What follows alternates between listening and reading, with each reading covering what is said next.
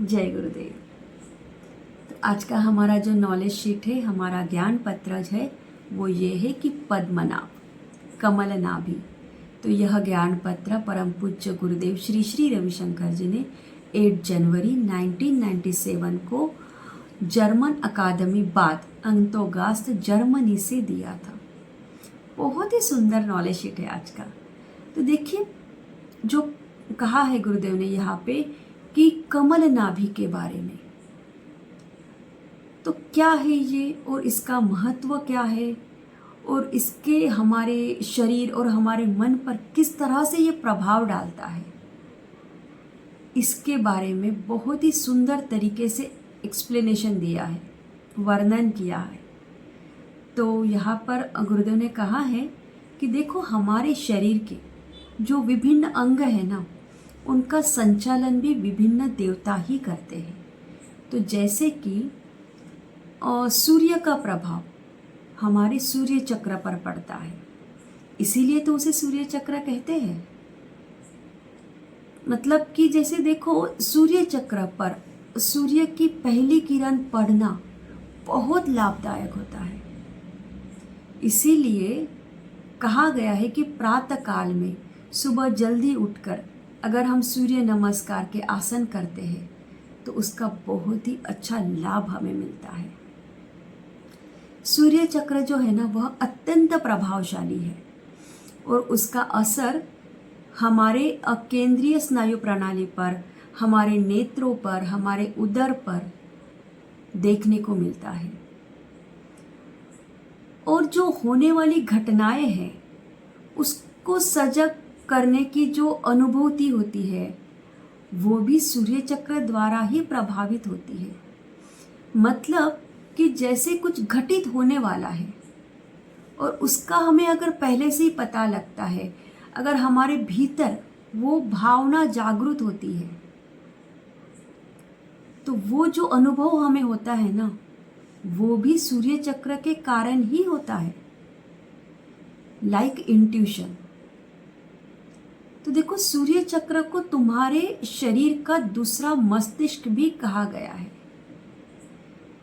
और साधारणतः सूर्य चक्र जो है ना, वो एक बादाम के छोटे बी के आकार का है। लेकिन अगर हम रेगुलर योगासन करते हैं, ध्यान करते हैं, सुदर्शन क्रिया का निरंतर अभ्यास करते हैं, तो यह सूर्य चक्र का जो आकार छोटे बादाम के बीज जितना है ना, वह बड़ा होकर एक खुबानी के जितना हो सकता है। खुबानी मतलब एप्रिकॉट, अखरोट जितना बड़ा होता है। लेकिन उसके लिए हमें निरंतर अभ्यास की आवश्यकता है, तब इसकी कार्य क्षमता अधिक प्रभावशाली हो जाती है।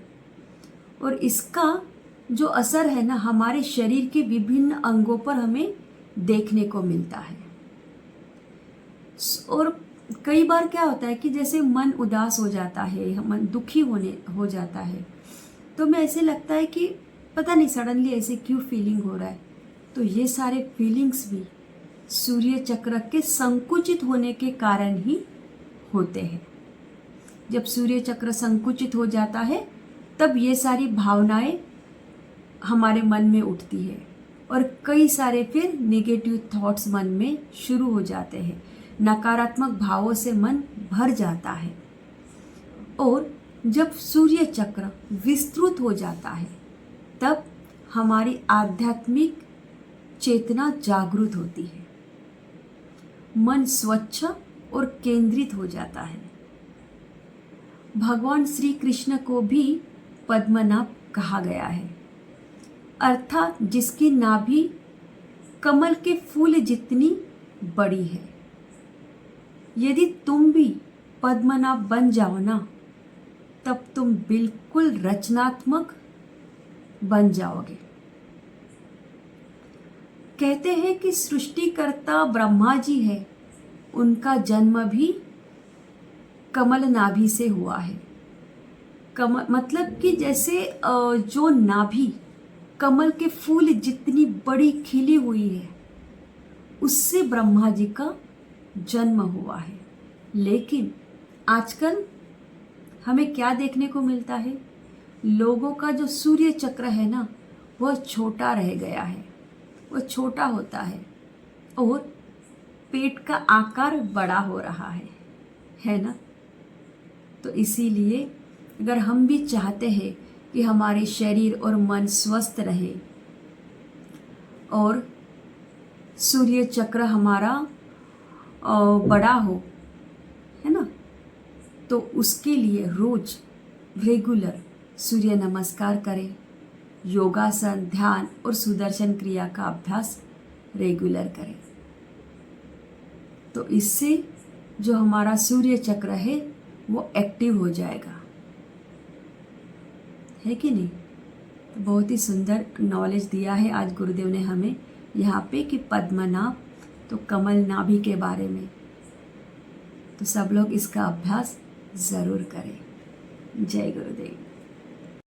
Don't forget to like, share and subscribe and turn on the notification for more beautiful knowledge videos.